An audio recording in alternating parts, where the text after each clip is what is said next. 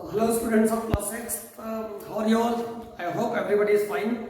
Okay, now this is I am Amit Mishra, your science teacher, and from today we will revise the first chapter which we had discussed, chapter number 4 in your book, that is matter. Okay, matter जो chapter है वो हम discuss करेंगे इस chapter में. This is you may say just a quick revision of the chapter. Because we have already discussed this chapter earlier, हमने पढ़ा है chapter पहले, but still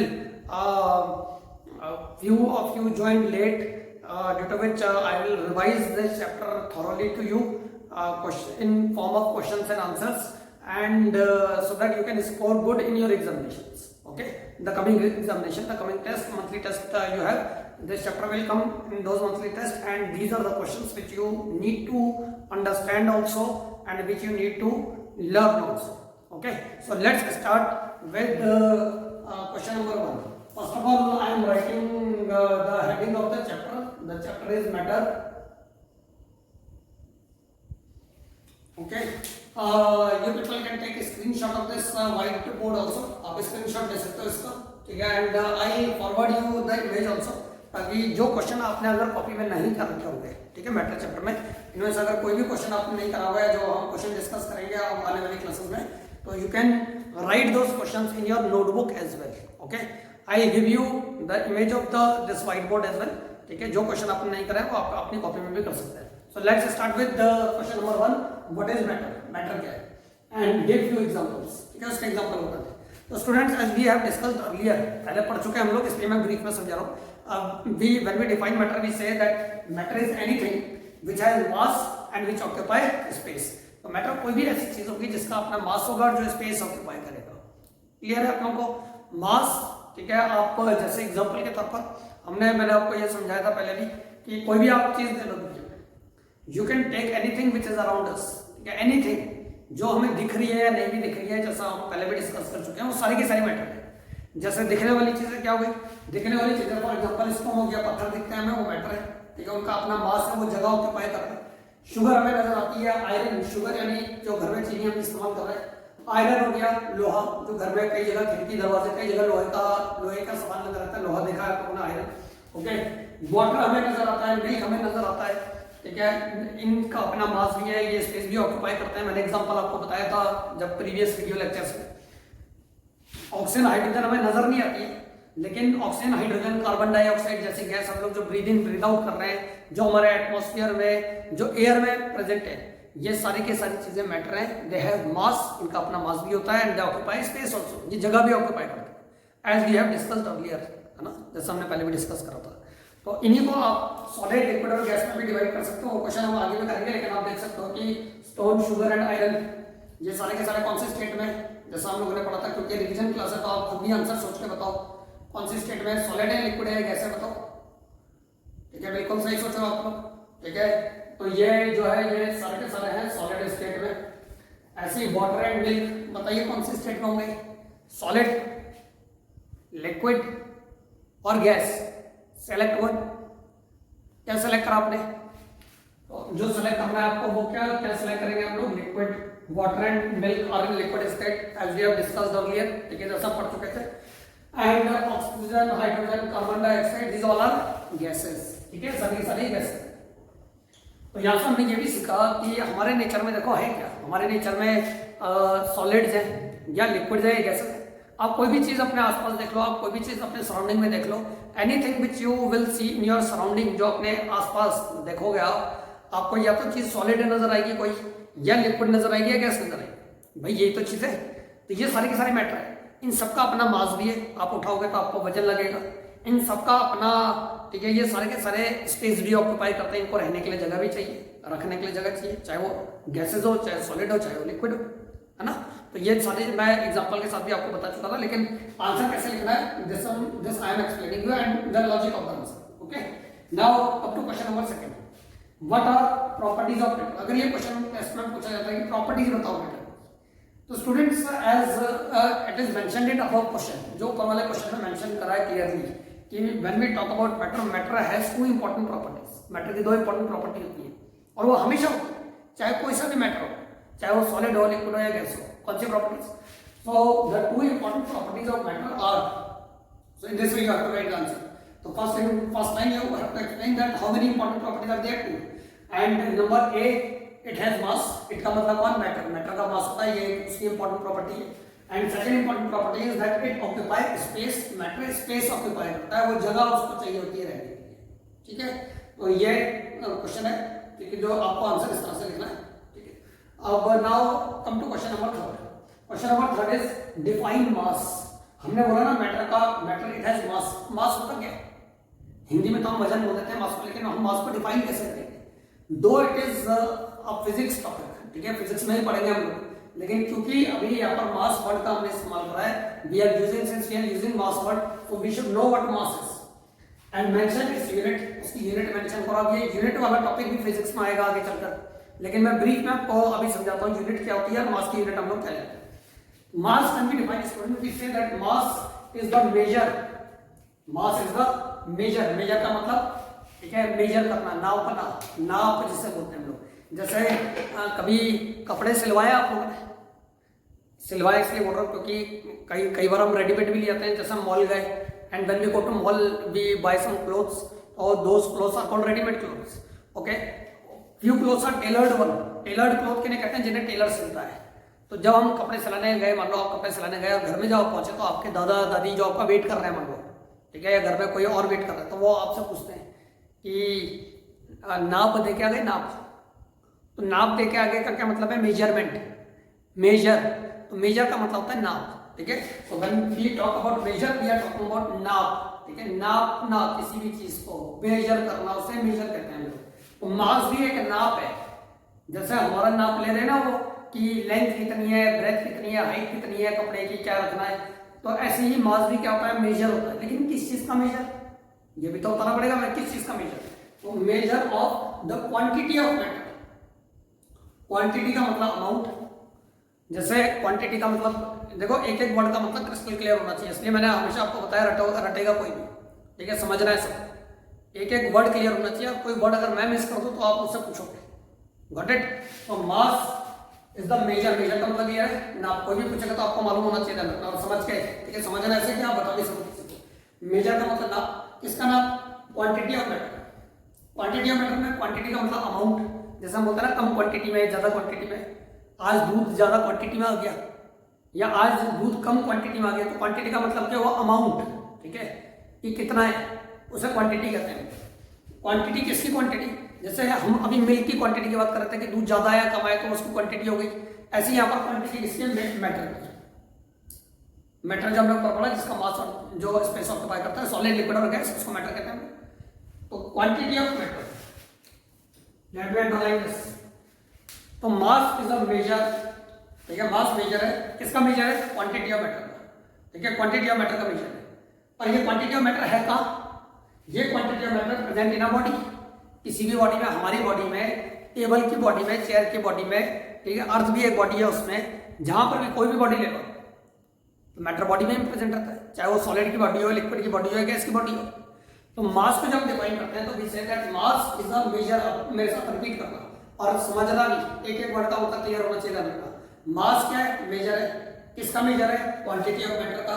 quantity of matter यानी अमाउंट ऑफ मैटर, और वो क्वांटिटी ऑफ मैटर यानी amount of matter कहां पर प्रेजेंट है? बॉडी में प्रेजेंट है। किसकी बॉडी में? किसी भी बॉडी में। अगर कोई, यही तो क्रॉस क्वेश्चनिंग होती है, तो साइंस का मतलब ही क्रॉस क्वेश्चनिंग है। ठीक है, तो मास एक बार रिपीट कर देते हैं। मास is the measure of quantity of matter present in a body. अब यूनिट ऑफ मास, देखो यूनिट एक बहुत बड़ा टॉपिक है, जिसे आप फिजिक्स में पढ़ोगे और अभी भी पढ़ोगे, इस क्लास में पढ़ोगे, नेक्स्ट क्लास में पढ़ोगे, 11th में पढ़ोगे, 12th में पढ़ोगे, पढ़ते रहोगे आप लोग यूनिट के बारे में।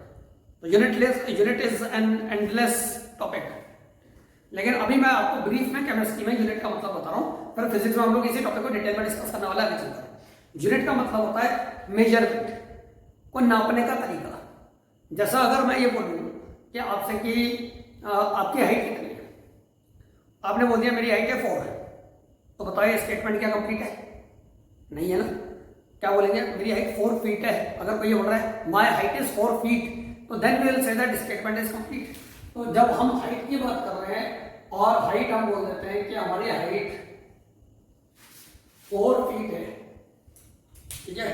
तो 4 फीट में 4 तो हो गया नंबर, और ये फीट क्या हो गया, यूनिट, जो बता रहा है कि भाई हाइट कितने में हम किस में मेजर करते हैं। जब हम कोई सब्जी खरीदने जाते हैं तो हम ये बोलते हैं कि हम क्या बोलेंगे, अगर मान लो हमें पोटैटोज लेने हैं, हम वेजिटेबल वेंडर से पटवेल से कि गिव मी 4 पोटैटोज, तो 4 पोटैटोज का मतलब 4 ग्राम पोटैटो चाहिए या 4 केजी पोटैटो चाहिए आपको।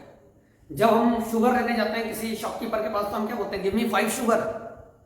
तो स्टेटमेंट इनकम्प्लीट है, सिर्फ नंबर नहीं बोलते ना, नंबर के साथ जो चीज बोल रहा है उसी को यूनिट कहते हैं हम लोग। तो अब मास की भी क्या यूनिट हो गई, मास, जब हम मास बोलते हैं तो मास की यूनिट हम बोलते हैं केजी। जैसे हम बोल रहे हैं ना शॉप में जाकर कि मुझे 5 केजी शुगर दे दो, अब स्टेटमेंट कंप्लीट हो तो केजी का मतलब मास, ठीक है, किलोग्राम, केजी में के स्टैंड्स फॉर किलो। अब ये भी याद रखना, क्योंकि साइंस पढ़ने वाला बच्चा तो कोई बोलेगा केजी की फुल फॉर्म बताओ, केजी एक तो स्कूल में होती है, केजी किंडरगार्टन, उसकी बात नहीं कर रहे हैं हम साइंस में केजी की बात कर रहे हैं, नॉर्मल लाइफ में केजी की बात कर रहे हैं। केजी में के stands for kilo and G stands for gram. तो किलो से के लिया, ग्राम से जी लिया हमने, तो शॉर्टकट यूनिट क्या बन गई, केजी। तो मास को हम लोग केजी में एक्सप्रेस करते हैं, जो इसकी ऐसा यानी standard international unit. Okay, so this is about mass. So now students, after discussing mass, let's discuss what weight is. ठीक है, मास को हमने पढ़ लिया क्या होता है, और वेट क्या होता है। देखो मास और वेट में कई लोग कंफ्यूज होते हैं, हालांकि ये फिजिक्स का टॉपिक है, लेकिन मैं ये इसलिए समझा रहा हूँ आपको क्योंकि एक तो हमारे चैप्टर का पार्ट है, ठीक है, हमारे चैप्टर में भी आप बुक में देखेंगे मास और वेट में डिफरेंस रखा है, और दूसरा ये है कि हमें मालूम भी होना चाहिए। कई बार हम जल्दीबाजी में बोल देते हैं कि मेरा मास इतना किलोग्राम है, या कोई बोल देता है मेरा वेट इतना किलोग्राम है। तो मास और वेट में फर्क क्या है, और मास की यूनिट अगर किलोग्राम है तो क्या वेट की यूनिट भी किलोग्राम होती है। तो यही डाउट आज हम क्लियर करेंगे अब इस क्वेश्चन से। तो question number 4 in this segment is define weight, mention its unit. Weight को डिफाइन करना, उसकी यूनिट मेंशन करना। Okay, when we define weight we say that weight is the force of attraction. Weight is the force with which earth attracts a body. Students, as you know that our earth has a attractive force, ठीक है, in it. तो हमारी जो अर्थ है उसके पास एक attractive force है, and that attractive force is known as gravitation, और कुछ लोग ग्रेविटेशनल पुल भी कह देते हैं। पुल का मतलब अपनी तरफ खींचना, पुश का मतलब अपने से दूर भेजना। तो अर्थ क्योंकि सबको अपनी तरफ खींच रही है तो इसे ग्रेविटेशन को ग्रेविटेशनल पुल भी कहते हैं, पुश नहीं कहते। पुश तो हम तब कहते हैं जब अर्थ पुश कर रही है हमें ऊपर की तरफ, लेकिन क्योंकि अर्थ हमें अपनी तरफ अट्रैक्ट कर रही है तो इसलिए उसे ग्रेविटेशनल पुल कहा जाता है, ठीक है। तो अब mass is the force with which earth attracts a body towards itself. अब ये मैंने मार्कर पेन लिया, ठीक है, this is a marker pen, और मैं इसे एक पर्टिकुलर हाइट से छोड़ रहा हूँ। समझ लो ये अर्थ है, ये इसे अट्रैक्ट कर रही है। कैसे पता चला, as soon as I leave it falls down, ये इसकी तरफ आ गया अपने आप खुद, और क्योंकि खुद ये नीचे की तरफ आ रहा है तो इसका मतलब कोई ना कोई इसे अट्रैक्ट कर रहा है। न्यूटन ने यही बताया था जब उसके ऊपर एप्पल गिर गया था, याद है आप लोगों को, एप्पल आया ऊपर से सीधा न्यूटन के ऊपर गिरा, उसने ये सोचा कि नीचे क्यों गिरा, ये पेन नीचे क्यों आया, इसका मतलब earth is attracting, earth is pulling object towards itself. अब सवाल ये कि अर्थ क्या सबको बराबर बराबर अट्रैक्ट कर रही है, तो जवाब है बिल्कुल नहीं।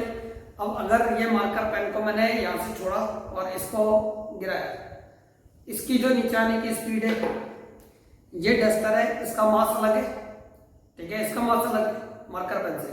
तो अगर आप स्लो मोशन में देखेंगे तो इसकी जो नीचे आने की स्पीड है दोनों अलग अलग होंगी, बहुत कम फर्क आपको नजर आएगा, नेकेड आई से हमें पता नहीं चलता। लेकिन आप इमेजिन करो ये बहुत भारी बॉल है, बहुत भारी, उसे आप एक हाइट से नीचे गिराओ और उसी समय पर एक बहुत हल्की बॉल, प्लास्टिक की बॉल ले लो, उसे उसी समय पर नीचे गिराओ एक बिल्डिंग से, तो क्या दोनों एक ही टाइप पर नीचे गिरेंगी? नहीं, क्योंकि हमारी जो अर्थ है वो जो भारी ऑब्जेक्ट होते हैं जिनका मास ज्यादा होता है उनको अलग ताकत से अट्रैक्ट करती है, वो अट्रैक्शन अलग फील करते हैं, और जो हल्के वाले हैं वो अट्रैक्शन अलग फील करते हैं। तो जो अर्थ है वो किसी ऑब्जेक्ट को कितनी पावर से अट्रैक्ट कर रही है, कितने फोर्स से अट्रैक्ट कर रही है, उसी को हम लोग कहते हैं वेट, ठीक है। ये बात याद रख लो कि जो भारी वाला है उसका वेट ज्यादा होगा क्योंकि फोर्स ऑफ अट्रैक्शन ज्यादा है, जो हल्का होगा उसका वेट कम होगा क्योंकि फोर्स ऑफ अट्रैक्शन कम है। But when we talk about weight, देखो वेट मास नहीं है, वेट क्या है, weight is the force, weight is the force, ये फोर्स होता है, ध्यान रखना, जिससे कोई भी बॉडी जिससे अर्थ किसी भी बॉडी को अपनी तरफ खींच रही होती है उसे हम बोलते हैं। अब क्योंकि ये फोर्स है तो इसकी यूनिट किलोग्राम तो हो नहीं सकती है, तो कोई अगर ये बोल रहा है कि मेरा वेट 4 किलोग्राम है, तो ये technically scientifically this is incorrect, क्योंकि weight is a force, it is not a mass. तो क्योंकि वेट फोर्स है तो फोर्स की जो यूनिट है वो जिस साइंटिस्ट ने इसके बारे में बताया था, फोर्स के बारे में, ग्रेविटेशन के बारे में, उसी के नाम पर, उसी साइंटिस्ट के नाम पर इसको यूनिट दी जाती है, और ये यूनिट क्या है, न्यूटन, जो फोर्स की यूनिट एक्चुअली है। तो फोर्स की भी यूनिट स्टूडेंट्स हम यही पढ़ेंगे, we'll study this, force is, Newton is the unit of force as well, and since weight is also force, weight भी फोर्स है। कौन सा फोर्स? जिससे अर्थ अट्रैक्ट कर रही है अपनी तरफ चीजों को, ठीक है, पुल कर रही है अपनी तरफ चीजों को, इसलिए इसकी यूनिट भी हम लोग न्यूटन लिखते हैं, जिसे कैपिटल एन से भी इंडिकेट कर सकते हैं। जैसे किलोग्राम के लिए मैं केजी बता रहा हूं आपको, ऐसे इसके लिए कैपिटल एन लिख सकते हैं। Got it? Now the next question is give some points of differences between mass and weight. Mass and weight का कुछ पॉइंट ऑफ डिफरेंसेस बताने, कैसे एक दूसरे से अलग है।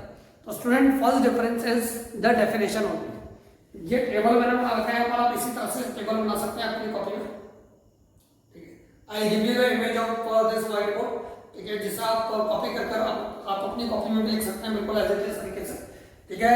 Here we I have made the two tables, this is mass and this is weight. यहाँ मास के पॉइंट लिखेंगे और उसके क्रॉस में हम वेट के पॉइंट लिखेंगे। तो first point is definition of mass, जो अभी हमने थोड़ी देर पहले पढ़ी थी। Mass is the measurement of quantity, ठीक है, measurement of quantity of matter present in a body, ठीक है, that we have discussed. Force की डेफिनेशन अलग है, तो पहला डिफरेंस तो डेफिनेशन हो गया, इसलिए डेफिनेशन जिन बच्चों को याद है उन्हें फर्स्ट पॉइंट में बस डेफिनेशन लिखनी है, इधर मास की डेफिनेशन और उधर फोर्स की definition. The definition of force is, force is a weight, sorry weight, definition of weight is weight is the force with which earth attracts a body towards itself, as we have discussed, ठीक है, above in above question. Now next point is that point number second is that its unit is kilogram. इसका मतलब मास की unit kilogram है, क्योंकि मास तो kilogram होगा, और क्योंकि वेट फोर्स ऑफ अट्रैक्शन है, वेट फोर्स ऑफ अट्रैक्शन है, तो वेट की यूनिट फोर्स की यूनिट के इक्वल होगी, क्या होगी, न्यूटन। तो कैपिटल एन से इंडिकेट करेंगे। सेकंड पॉइंट ऑफ डिफरेंस, दोनों की यूनिट भी अलग अलग है। Third point of difference, mass is always constant. Student remember this thing, mass कभी बदलता नहीं है किसी का। अगर ये पेन 50 ग्राम का है तो ये अर्थ पर भी 50 ग्राम का होगा, ये मून पे भी अगर जाएगा तो 50 ग्राम का होगा, ये सन में भी जाएगा तो 50 ग्राम का होगा अगर बचा रहा, ठीक है। या अगर किसी दूसरे प्लेनेट में भी जाएगा तो ये 50 ग्राम का ही होगा, क्योंकि मास जो होता है it is the measure of quantity. कितनी क्वांटिटी है इसमें, क्या कंपोनेंट्स है इसमें, उसकी क्वांटिटी को मेजर करता है मास, तो वो तो बदलेगा नहीं ना। मार्कर पेन तो यहाँ पे मार्कर है, मून में भी तो मार्कर पेन ही रहेगा, कोई पेंसिल थोड़ा बन जाएगा। तो इसलिए मास की वैल्यू कभी चेंज नहीं होती, वो कांस्टेंट रहती है, जो ना बदले उसे कांस्टेंट कहते हैं। But students remember this thing that this is not applicable to weight. Weight क्योंकि ग्रेविटी पे डिपेंड करता है, तो अर्थ की ग्रेविटी अलग है, हमें अट्रैक्ट करने की पावर। मून की ग्रेविटी लगभग 1/6 होती है अर्थ के, तो वेट में भी फर्क पड़ेगा, क्योंकि मून का जो सरफेस हमें कम अट्रैक्ट कर रहा है, ठीक है, ध्यान रखना। तो हमारा जो वेट है वो अर्थ पर अलग होगा, मून पर अलग होगा, किसी दूसरे प्लेनेट पर अलग होगा। तो weight varies from place to place. Weight changes from, weight can be, weight of a body changes from place to place, ठीक है। अगर जगह बदल जाएगी तो वेट भी बदल सकता है, ध्यान। इस प्लेनेट में अलग, मून में अलग, और किसी और में अलग, ठीक। Now last point is mass can be measured by beam balance. I will send you image of beam balance, मैं आपको इमेज सेंड करूंगा बीम बैलेंस की, ताकि आप देख सकें। आपने देखा होगा बीम बैलेंस, सब्जी वाले को देखा ना, तराजू। तो जो तराजू है, जो उनका वेइंग बैलेंस है, उसी को हम बीम बैलेंस कहते हैं, ठीक है, वो समझ लो वही बीम बैलेंस हो गया। तो मास को उससे मेजर करते हैं। जैसा हमें गोभी का वजन लेना है, तो बीम बैलेंस में दो पेन है, एक साइड में हमने गोभी रखी है और दूसरे साइड में क्या रखते हैं, बार रखते हैं। वो बार सब्सटेंस, सॉलिड सब्सटेंस, ठीक है, जिसका वजन 1 kg हो, तब वो हम कंपेयर कर वेट मास निकाल लेते हैं, ठीक है। And weight can be measure by spring balance. तो स्प्रिंग बैलेंस का भी मैं आपको इमेज भेजूंगा, किस तरह का होता है, आपने जरूर देखा होगा, ठीक है। स्प्रिंग होती है उसमें, और उसमें हम किसी भी ऑब्जेक्ट को हैंग कर देते हैं और उसे उसका मेजरमेंट ले लेते हैं, तो वहां से हम लोग किसी का भी वेट कैलकुलेट करते हैं, ठीक। फिजिक्स में मैं इसी चीज को आपको और डिटेल में एलैबोरेट करूंगा। So this is the thing which you have to do for today, and in next class we will continue revising this chapter. मैं आपको और डिटेल में और आगे के क्वेश्चन कराऊंगा। Till the time you people have to note these number of question, means question number 1 to question number 5 in your copy। वो अपनी कॉपी में वेल मेंटेन कर लेना, ठीक है, and we'll continue with the next topic in the next class. Okay, till then take good care of yourself and your family also. Jai Hind, Jai Bharat.